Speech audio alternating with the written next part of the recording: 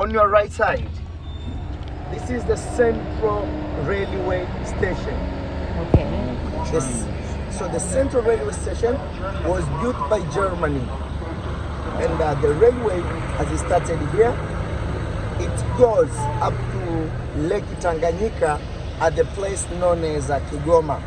So from here up to Lake Tanganyika, it's 1,250 kilometers. And the railway was opened officially 1902.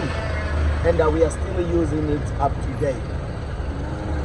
And the railway was built for the purpose of taking some raw materials from interior to the harbor, or from the harbor to interior.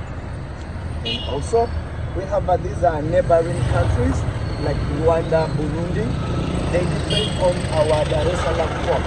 So most of their cargoes, they're just taken by trains from here to Lake Tanganyika. So from there, they can use the trucks to their country. So it's very important.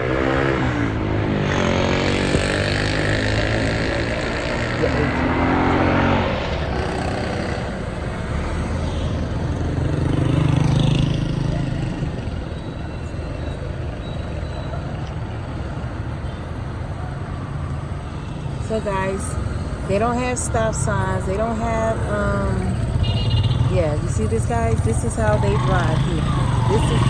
I'm not going to get a driver when I move here.